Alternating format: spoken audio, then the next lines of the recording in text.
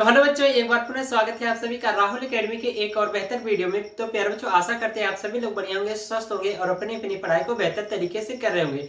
तो प्यारे बच्चों, आज की इस वीडियो में हम लोग पढ़ने वाले क्लास 12 की फिजिक्स का एक बहुत ही महत्वपूर्ण डेरिवेशन, जो प्यारे बच्चों आपके बोर्ड के एग्जाम की दृष्टि से बहुत ही ज्यादा महत्वपूर्ण है। हर साल आपके बोर्ड के एग्जाम में ये डेरिवेशन पूछा जाता है और इस पे आधारित न्यूमेरिकल्स भी आपके बोर्ड के एग्जाम में पूछे जाते हैं।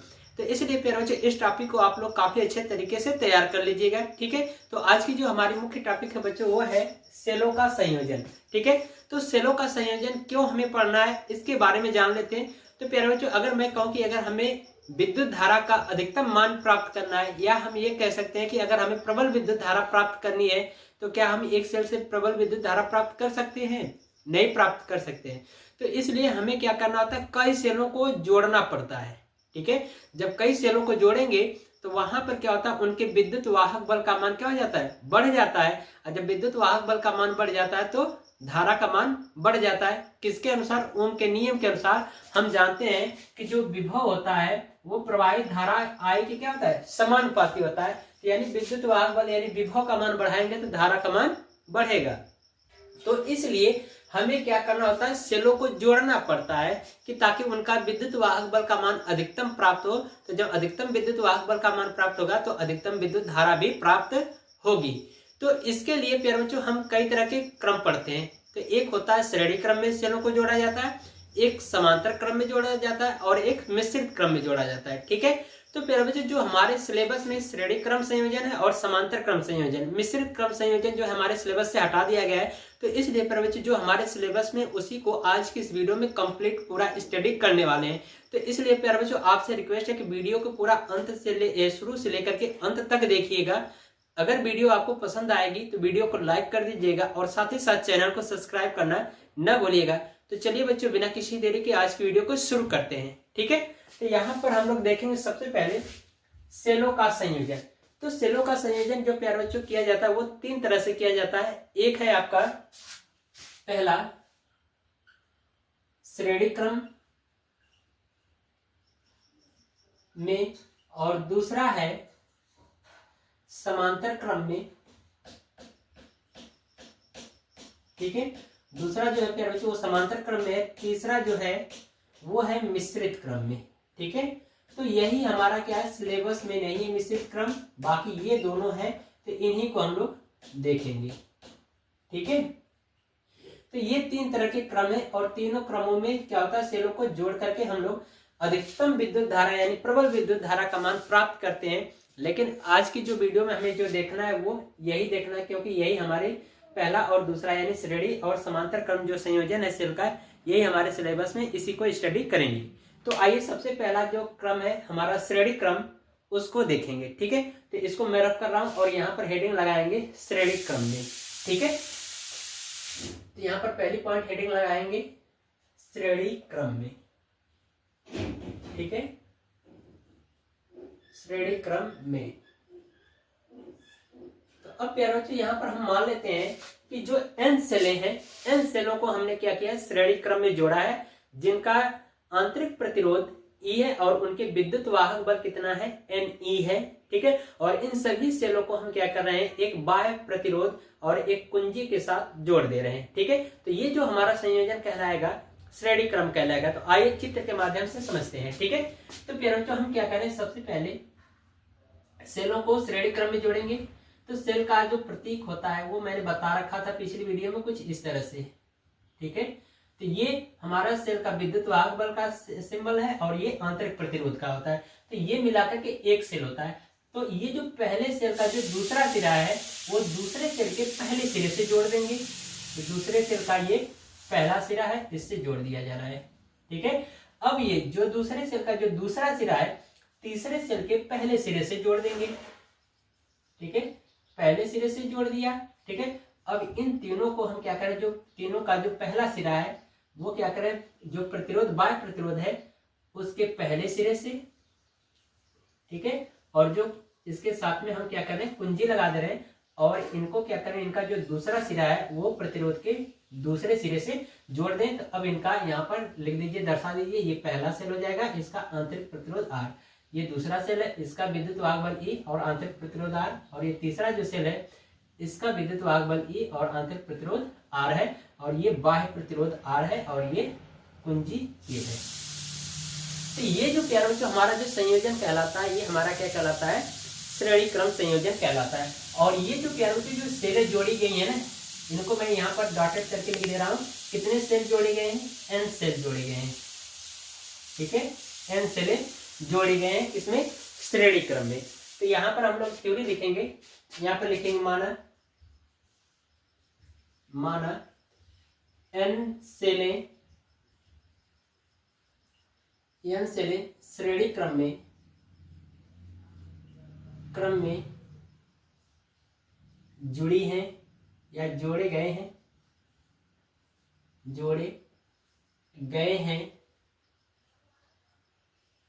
जिनका विद्युत वाहक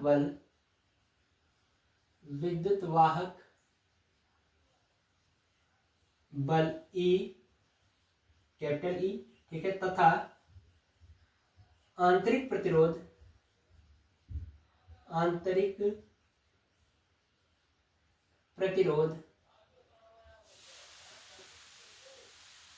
कैपिटल R, ठीक है, जिसका आंतरिक प्रतिरोध स्मॉल r है, ठीक है, और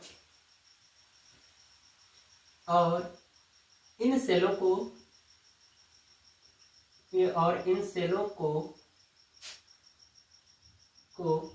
एक बाह्य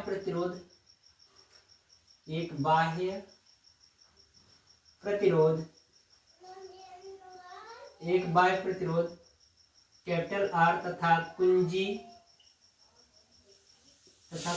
के द्वारा जोड़ा गया है,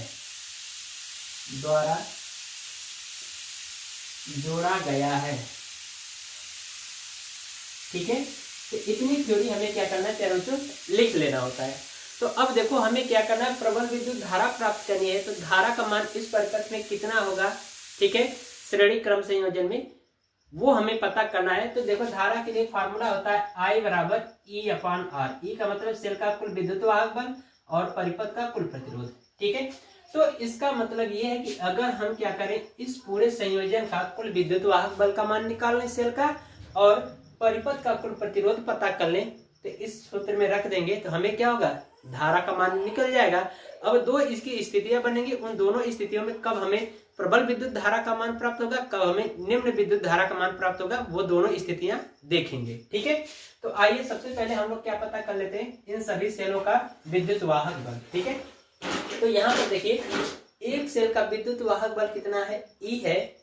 तो इसी तरह से ये N सेलें जोड़ी गई हैं, तो N सेलों का विद्युत वाहक बल कितना हो जाएगा, Ne, यानी कि इस संख्या का एक सेल के विद्युत वाहक बल में क्या करेंगे, गुणा करा देंगे, तो कुल सेलों का विद्युत वाहक बल पता हो जाएगा। तो यहाँ पे लिखेंगे परिपथ का कुल विद्युत वाहक बल, परिपथ का कुल विद्युत वाहक बल Ne, ठीक है। परिपथ का कुल विद्युत वाहक बल कितना हो जाएगा, Ne, ठीक है। अब हम कुल आंतरिक प्रतिरोध का मान निकाल लें, क्योंकि अब हमें सेल का कुल विद्युत वाहक बल का मान पता हो गया। अब हमें क्या करना है, इस परिपथ का कुल प्रतिरोध निकाल लेना है। तो यहाँ पर देखो आंतरिक प्रतिरोध भी जुड़े हैं N नंबर तक, तो ये आंतरिक प्रतिरोध देखकर श्रेणी क्रम में जुड़े हैं। तो श्रेणी क्रम में जब हमने प्रतिरोधों का संयोजन पढ़ाया था, तो उसके लिए फॉर्मूला क्या था, R बराबर R1 plus R2 plus R3। तो उसी तरह से अगर हम मान लीजिए R1 small R1 small R2 small R3 है, इसी तरह से N नंबर तक जुड़े हैं, तो इसका जो कुल आंतरिक प्रतिरोध हो जाएगा वो कितना हो जाएगा, Ne हो जाएगा। यानी एक सेल का आंतरिक प्रतिरोध R है, तो N सेलों का आंतरिक प्रतिरोध कितना हो जाएगा, NR हो जाएगा, ठीक है। तो यही लिखेंगे यहाँ पर आंतरिक प्रतिरोध, लिखेंगे कुल आंतरिक प्रतिरोध,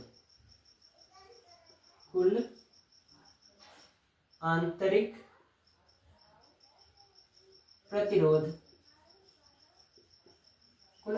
प्रतिरोध बराबर कितना आ जाएगा, NR। तो परिपथ का कुल प्रतिरोध कितना हो जाएगा। अब ये टोटल NR हो गया, ये कैपिटल R है, तो ये भी श्रेणी क्रम में जुड़ा है, तो NR प्लस R, ठीक है, फार्मूला ये हो जाएगा। तो NR प्लस कैपिटल R को जोड़ देंगे तो ये हो जाएगा परिपथ का कुल प्रतिरोध। तो यहाँ पे लिखेंगे परिपथ का कुल प्रतिरोध। तो परिपथ का कुल प्रतिरोध प्यारे बच्चों कितना हो जाएगा, ये कुल प्रतिरोध आंतरिक प्रतिरोध NR और ये बाह्य प्रतिरोध कैपिटल R, तो इनको जोड़ देंगे तो ये हो जाएगा कितना NR, ठीक है, NR प्लस कैपिटल R, ठीक है। तो अब हम क्या निकालेंगे, परिपथ में प्रवाहित विद्युत धारा, क्यों, क्योंकि हमें कुल प्रतिरोध का मान पता चल गया, कुल विद्युत वाहक बल का मान पता चल गया, तो उससे निकाल लेंगे। तो यहाँ पर लिखेंगे अतः धारा I बराबर E बट्टा R से, तो इसे मान रख दीजिए। तो E का यानी कि मतलब सेल का कुल विद्युत वाहक बल कितना NE, तो ये हो जाएगा I बराबर NE बटा परिपथ का कुल आंतरिक यानी कि परिपथ का कुल प्रतिरोध कितना है NR प्लस कैपिटल R, ठीक है। तो ये हमें धारा का मान प्राप्त हो गया। तो अब कब हमें अधिकतम मान प्राप्त होगा धारा के लिए, ये हमें देखना है। तो इसके लिए कुछ स्थितियां हैं वो हम लोग देखेंगे। तो यहाँ पर देखिए, यहाँ पर लगाएंगे विशेष परिस्थितियां, विशेष परिस्थितियां, ठीक है, विशेष परिस्थितियां हम लोग यहाँ पर देखेंगे, ठीक है। तो पहली स्थिति हम लोग मान लेते हैं कि जो ये सेल का जो कुल आंतरिक प्रतिरोध है ये ज्यादा हो, सबसे यानी अधिकतम हो किसकी अपेक्षा, कैपिटल R की अपेक्षा। तो इसके लिए पहली कंडीशन ये हम लोग लगा देंगे NR is more greater than capital R, यानी कि ये जो सेल का कुल आंतरिक प्रतिरोध है वो बाह्य प्रतिरोध की अपेक्षा क्या हो, अधिकतम हो। तो प्रवाहित धारा परिपथ में कितना मिलेगा हमें, तो I बराबर, यहाँ पर जब ये मान क्या होगा, अधिकतम हो जाएगा, ये कम हो जाएगा इसके अपेक्षा, तो इसलिए कैपिटल R को नगण्य मान लेंगे। तो यहाँ से कैपिटल R को हटा देंगे तो क्या बचेगा, NE बटा N स्मॉल r, तो ये हो जाएगा NE बटा स्मॉल r। तो यहाँ से ये मान कट जाएगा, N कट जाएगा, तो I बराबर फार्मूला मिल जाएगा प्यारे बच्चों E अपॉन R। तो यहाँ पर देख रहे हो इस कंडीशन में क्या है, एक सेल यानी कि एक सेल से होकर के प्रवाहित होने वाली विद्युत धारा का मान प्राप्त हुआ। तो यहाँ पर अधिकतम विद्युत धारा का मान प्राप्त नहीं हुआ है, ठीक है, क्योंकि एक ही सेल में प्रवाहित विद्युत धारा के मान के ये बराबर है। तो लेकिन इसके लिए क्या होगा, दूसरी कंडीशन होगी। तो वो दूसरी कंडीशन हम लोग यहाँ पर देखेंगे। तो सबसे पहले आप इसको स्क्रीनशॉट लो, ठीक है, ले लिया। अब इसको मैं रफ कर रहा हूं,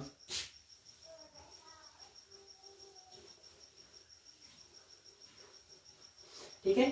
तो अब हमने जो धारा का मान जो प्राप्त हुआ है ये वाला यहाँ पर लिख दे रहा हूँ, धारा I बराबर यही फार्मूला हमें प्राप्त हुआ है NE बटा NR प्लस कैपिटल R, यही धारा प्राप्त हुआ था। अब हमने क्या किया कि इसको अधिकतम माना, इसको कम माना। अब दूसरी परिस्थिति में हम क्या कर रहे हैं कि इसको कैपिटल यानी जो कैपिटल R यानी जो बाह्य प्रतिरोध इसका मान अधिकतम मान लेते हैं, किसकी अपेक्षा, कुल आंतरिक प्रतिरोध की अपेक्षा। तो इसके लिए दूसरी कंडीशन बना लेंगे NR is more less than capital R, यानी इसका मतलब यह है कि जो बाह्य प्रतिरोध है कैपिटल R वह कुल आंतरिक प्रतिरोध की अपेक्षा क्या हो, बहुत ही अधिक हो। तो यहाँ पर हम क्या करेंगे, NR को नगण्य मान लेंगे। तो नगण्य जब मान लेंगे तो परिपथ में प्रवाहित विद्युत धारा का जो मान प्राप्त होगा प्यारे बच्चों वो अधिकतम प्राप्त होगा। तो ये NR हट जाएगा तो बचा NE अपॉन कैपिटल R। तो यहाँ पर प्यारे बच्चों देखो, ये हमें इस कंडीशन में विद्युत धारा का मान अधिकतम प्राप्त होगा, यानी कह सकते हैं इस स्थिति में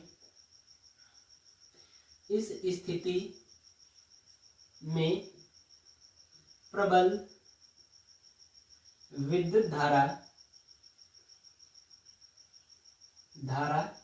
प्राप्त होगी, ठीक है। तो ये देख रहे हो कब हमें अधिकतम विद्युत धारा प्राप्त होगी, जब हम क्या करेंगे, जो बाह्य प्रतिरोध है वो उसका मान अधिकतम रखेंगे, किसके, सेल के कुल आंतरिक प्रतिरोध की अपेक्षा क्या हो, बाह्य प्रतिरोध का मान अधिकतम हो। तो उस कंडीशन में हमें परिपथ में अधिकतम विद्युत धारा प्राप्त होगी। क्यों? क्योंकि अगर मैं इसको थोड़ा सा अलग करके दिखाऊं तो ये हो जाएगा I बराबर इसको N into e upon R, ऐसे लिख सकते हैं। तो यहाँ पर क्या बच्चों, जो ई अपॉन आर है एक सेल में प्रवाहित विद्युत धारा है और ये क्या एन सेलों की संख्या है। तो एक सेल में एन ई यानी ई बट्टा आर यानी एक सेल में प्रवाहित विद्युत धारा जो प्राप्त हो रही है वह एन सेलों के गुणनफल के क्या है, बराबर है। तो इस कंडीशन में हमें क्या होगी, अधिकतम विद्युत धारा प्राप्त होगी। ठीक है, तो ये हमारा श्रेणी क्रम संयोजन हो गया। ठीक है, अब हम लोग देखेंगे सेलों का जो संयोजन दूसरा है वो है समांतर संयोजन। तो आइए हेडिंग लगाते हैं, पहले आप इसको नोट कर लो। नोट कर लिया? चलिए अब हम लोग दूसरा संयोजन देखेंगे।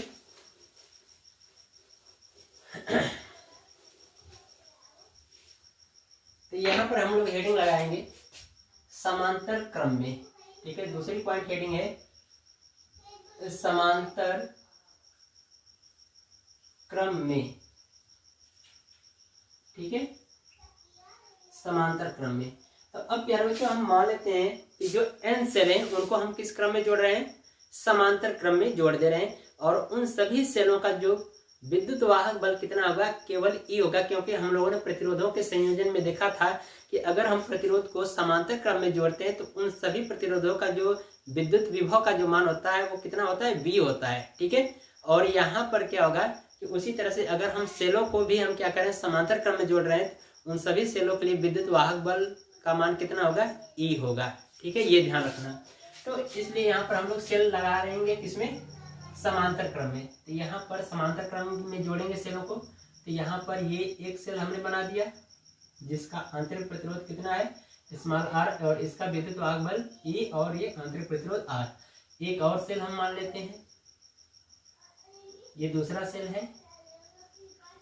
ठीक है, इसका विद्युत वाहक बल E और आंतरिक प्रतिरोध R। ठीक है, एक और सेल लगा दें यहाँ पर, 3 थे।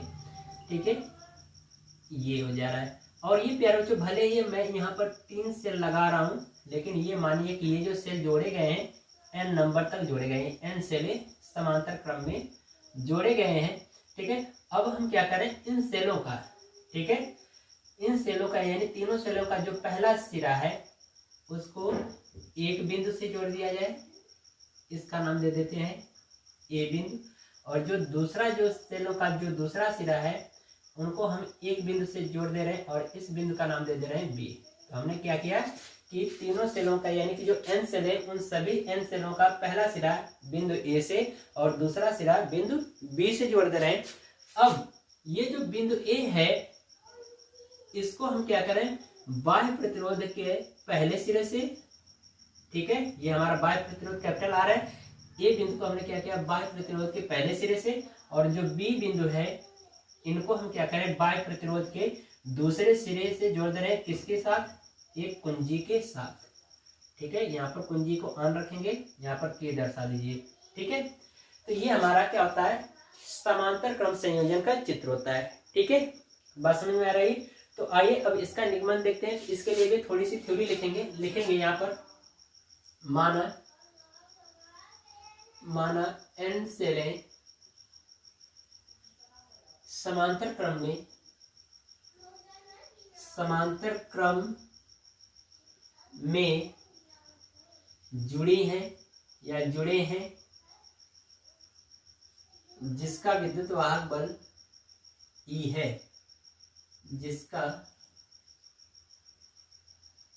विद्युत वाहक बल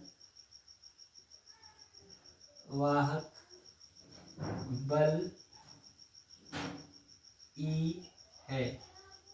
ठीक है, हमने मान लिया कि n सेलें जो है वो कौन से क्रम में जुड़े हैं, समांतर क्रम में जुड़े हैं, और सभी सेलों का विद्युत वाहक बल कितना है, E है। ठीक है, तो इस कंडीशन में भी हमें क्या करना है, अधिकतम धारा का मान प्राप्त करना है। तो कौन सी कंडीशन में हमें अधिकतम धारा का मान प्राप्त होगा, तो वो हम देखेंगे। तो सबसे पहले परिपथ में प्रवाहित विद्युत धारा का मान पता कर लें, फिर इसके बाद हम लोग पता कर लेंगे कि अधिकतम विद्युत धारा किस कंडीशन में प्राप्त होगी। ठीक है, तो आइए यहाँ पर लिखेंगे। सबसे पहले देखिए, धारा प्राप्त करने के लिए सूत्र होता है I बराबर E अपॉन R, यानी कि सेलों का कुल विद्युत वाहक बल E बटे परिपथ का कुल प्रतिरोध R। ठीक है, तो सबसे पहले हम क्या करेंगे, इस पूरे परिपथ का विद्युत वाहक बल निकाल लेते हैं। ठीक है। तो यहाँ पे लिखेंगे परिपथ का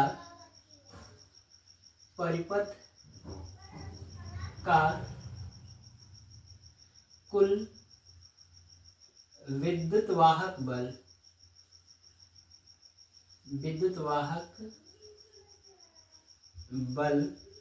बराबर कितना होगा, ई होगा। ठीक है, ध्यान रखना बच्चों कि इस कंडीशन में कितना हो सेल लगे, एन नंबर तक सेल को जोड़ दीजिए और सभी सेलों का जो विद्युत वाहक बल का जो मान प्राप्त होगा वो कितना होगा, ई का मान प्राप्त होगा। ठीक है, तो इसलिए परिपथ का कुल विद्युत वाहक बल का मान कितना होगा, ई होगा। ठीक है, तो अब लिखेंगे कुल आंतरिक प्रतिरोध,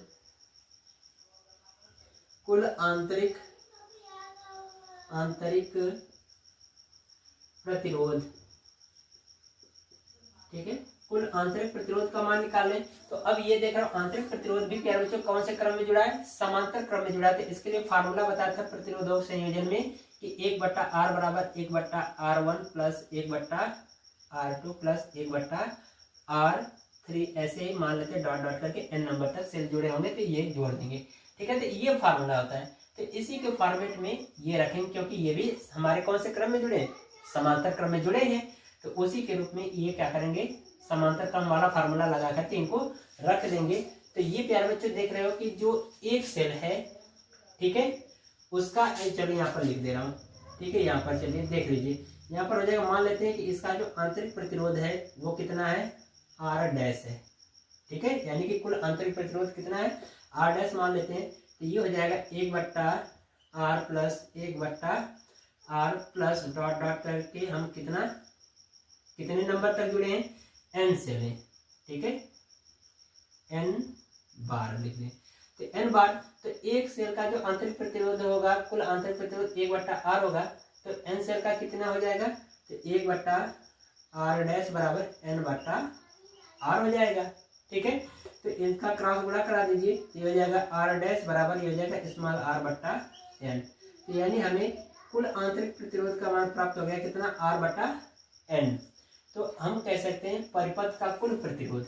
अब ये कौन से क्रम में इसके साथ जुड़ा है, प्रतिरोध श्रेणी क्रम में जुड़ गया है। तो अब हम यहाँ पर लिख देंगे परिपथ का कुल प्रतिरोध, परिपथ का कुल प्रतिरोध कितना हो जाएगा, इनको हम क्या करेंगे, जोड़ देंगे। तो ये हो जाएगा प्यारे बच्चों आपका r प्लस ये हो जाएगा स्मॉल r/n। इसको हल कर लीजिए, तो हो जाएगा nr प्लस स्मॉल r/n। तो ये हमें परिपथ का कुल प्रतिरोध मान पता चल गया है। ठीक है, बात समझ में आ रही है। अब हम इससे क्या करेंगे, प्रवाहित धारा का मान निकाल लेंगे। तो धारा I बराबर फार्मूला होता है E/R से।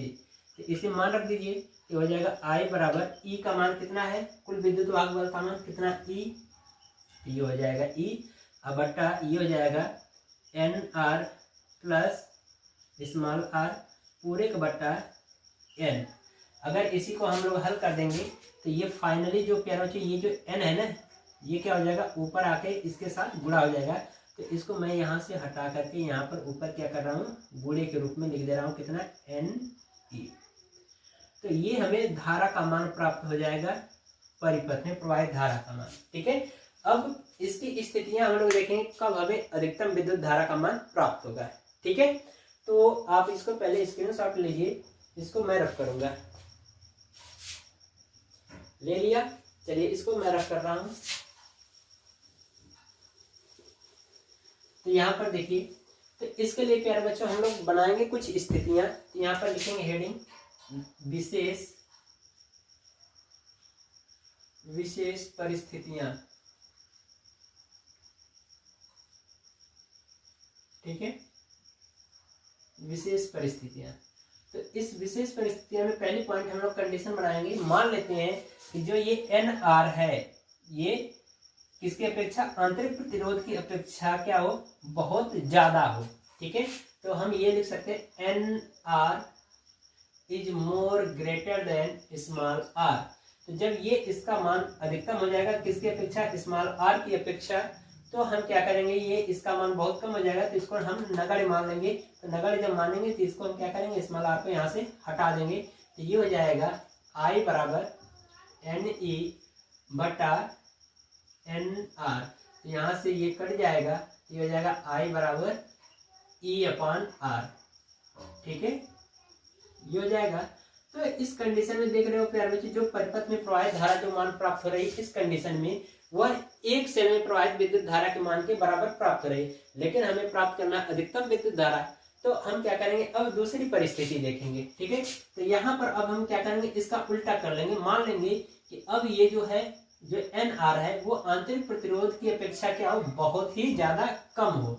तो दूसरी परिस्थिति में हम बना लेंगे NR is more less than small r। तो इसका मतलब ये हुआ कि जो आंतरिक प्रतिरोध का जो मान है वो NR की अपेक्षा क्या हो, बहुत ही ज्यादा है। तो इसलिए हम क्या करेंगे, NR को नगण्य मान लेंगे। तो यहाँ से NR को जब नगण्य मान लेंगे तो इसको हम क्या करेंगे, हटा देंगे। तो धारा का मान I बराबर मिल जाएगा NE बटा R। तो इस कंडीशन में प्यारे बच्चों हमें अधिकतम विद्युत धारा का मान प्राप्त होगा। तो लिख देंगे प्रबल विद्युत धारा प्राप्त होगी। ठीक है, यहाँ पर लिख देंगे प्रबल विद्युत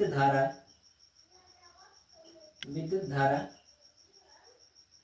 प्राप्त होगी। ठीक है, ये चीज है। क्यों, क्योंकि यहाँ पर मैं आपको थोड़ा सा अलग इसको एक्सप्लेन करके दिखा दे रहा हूँ। I बराबर इसको लिख सकते हैं N इंटू E/R। तो ये प्यारे बच्चे जो ये वाली जो विद्युत धारा है ना वह एक सेल के लिए, और ये क्या है, N सेलों की संख्या है। तो इसमें जो प्रवाहित विद्युत धारा, जो एक सेल की जो विद्युत धारा है वह N सेलों के गुणनफल के क्या है, बराबर है। तो इसमें हमें क्या होगा, इस कंडीशन में अधिकतम विद्युत धारा का मान प्राप्त हो रहा है। ठीक है, तो बात समझ में आ रही है। तो इस तरह से जो प्यारे बच्चे जो हमारी जो महत्वपूर्ण जो टॉपिक थी सेलों का संयोजन वो कंप्लीट होता है। तो आशा करते हैं प्यारे बच्चों आप सभी को हर एक चीजें समझ में आई होंगी। ठीक है, अगर थोड़ा सा डाउट होगा बच्चों तो एक बार वीडियो को बैक करके पुनः देखिएगा, दोबारा देखिएगा, हर एक चीजें क्लियर हो जाएंगी। ठीक है, तो मिलते हैं इसी तरह से अगली वीडियो में। तब तक के लिए गुड बाय, थैंक यू बच्चों, जय हिंद।